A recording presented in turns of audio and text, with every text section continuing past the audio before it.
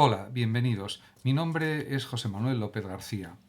Comentario sobre el universal según Ockham. Guillermo de Ockham es un gran filósofo y teólogo británico que nació en 1285 y murió en 1349. Ejerció una influencia decisiva en el último momento del pensamiento medieval. Nació en una aldea del condado de Surrey, cerca de Londres, y entró muy joven en la orden franciscana.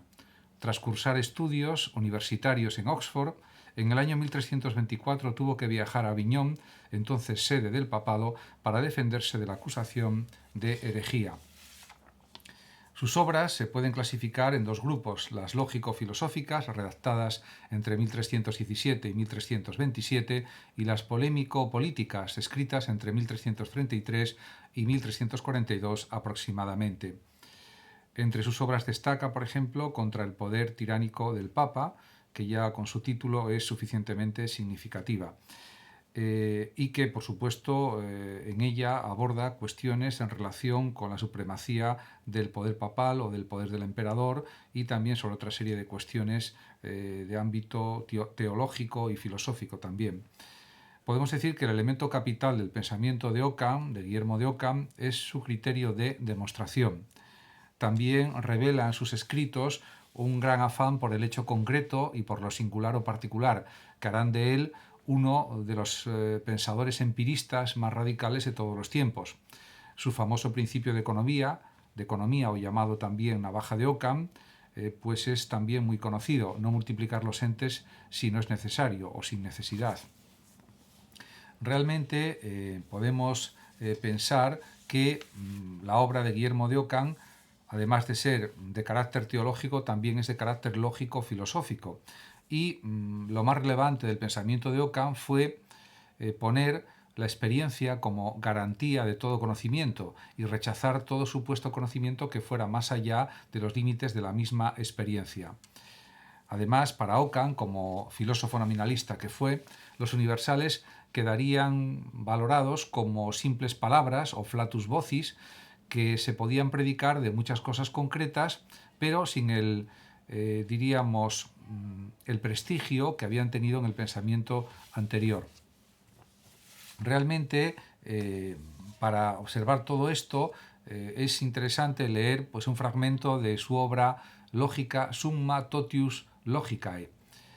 Diríamos que en este fragmento aparece esta cuestión o esta polémica de los universales, tratada por el propio Guillermo de Ockham, que fue un gran lógico y también un gran filósofo. Dice así Guillermo de Ockham en este fragmento: en primer lugar, hay que hablar de este término común, el universal, que se predica de todo universal y también de su opuesto, el singular.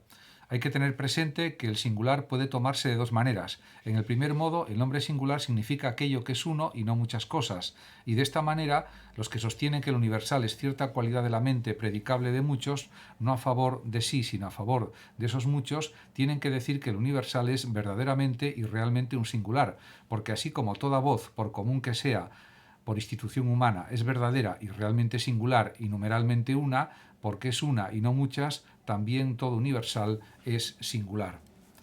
De otra manera, se toma el nombre singular por todo aquello que es uno y no muchos, y es signo de algún singular. Tomando el singular en el modo primero, no es naturalmente signo de una pluralidad, y así ningún universal es singular, porque todo universal es naturalmente signo de muchos y se predica de muchos. Por donde, llamando universal a lo que no es uno naturalmente, que es el sentido que dan muchos al universal, digo que nada hay universal, a no ser quizá abusando del vocablo diciendo que pueblo no es uno numeralmente y es universal, pero esto es una puerilidad.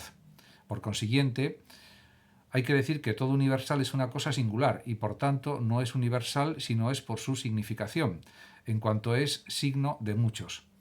Y esto es lo que dice Avicena: una forma en el entendimiento es referida a una multitud y bajo este respecto es universal, porque es una intención existente en el entendimiento. Este es el fragmento de la obra lógica Summa Totius Logicae de Guillermo de Ockham.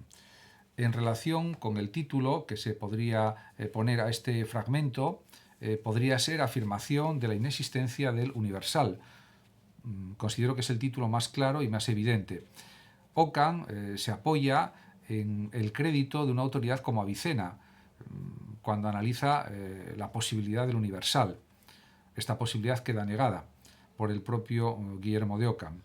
También establece pues, en sus obras, en sus escritos, la diferencia entre concepto, palabras o términos y cosa. Y también diferencia de una manera muy clara entre lo singular y lo universal. Porque, según Ockham, el universal no existe ontológicamente. No existe una realidad superior, que es el universal, que está por encima de las cosas singulares. Por lo tanto, no existe una realidad superior del universal sobre lo singular. En relación con esto, hay una frase del propio Ockham que dice: nada hay universal a no ser quizá abusando del vocablo. Pero es que además, si analizamos la polémica o la disputa de los universales, que existió durante la Edad Media, fundamentalmente, a partir sobre todo de Guillermo de Champeaux, Pedro Abelardo y otros pensadores, pues podemos, si hacemos un recorrido histórico por la cuestión de los universales, vemos que para Platón los universales son anteriores a las cosas, lo que se puede denominar como universalia ante rem. O también podemos pensar, como consideraba Aristóteles, que los universales están en las cosas, universalia in re. Diríamos que es la forma presente en las sustancias o cosas lo que es lo universal. Y también podemos reflexionar sobre la influencia del aristotelismo en Tomás de Aquino, que defenderá, por ejemplo, que los universales son algo que elabora el entendimiento, pero que tienen realmente un fundamento en la cosa. Por lo tanto, según Tomás de Aquino, tienen existencia como algo separado. Como se puede observar, diríamos que esta polémica de los universales fue extensa, diversa, hubo muchas interpretaciones diferentes, pero diríamos que al final Ockham diríamos que rechazó la cuestión de los universales como falsa, como errónea, y apostó muy claramente por una actitud empirista, por unos planteamientos basados en la experiencia. Y esto influyó también, indudablemente, en los desarrollos filosóficos que surgieron, por ejemplo, en cuestiones de tipo físico, por ejemplo, con el adelanto de la mecánica en Oxford, sobre todo en el ambiente del Merton College, estamos hablando de los siglos XIV, XV, fundamentalmente, y además Ockham insistió de una manera muy rotunda en el conocimiento intuitivo o directo de los singulares materiales, es decir, de las cosas concretas frente a las simples abstracciones de los universales. Porque para Ockham, y esto es muy claro, los universales son simples signos, conceptos que sirven para conocer las cosas, pero no tienen una entidad propia como algo diferenciable o diferenciado y que tenga una realidad comprobable, verificable en la experiencia. Por otra parte, también es verdad que Tomás de Aquino dice que los universales son productos de la mente, aunque tengan un fundamento en las cosas reales. Pero diríamos que la filosofía de Ockham abrió un nuevo campo a la investigación en física, en matemáticas, en general en las ciencias naturales, y además diríamos que puso fin a esta disputa de los universales, porque ya a partir del siglo XIV y XV quedó claramente superada. Muchísimas gracias a todos por su atención. Saludos, como siempre, a los oyentes de Hablando de Filosofía y Radio Sofando de México. Y por último decir que el que lo desee puede compartir este vídeo, darle un like o simplemente suscribirse a mi canal de YouTube. Muchísimas gracias a todos y hasta mi próximo vídeo.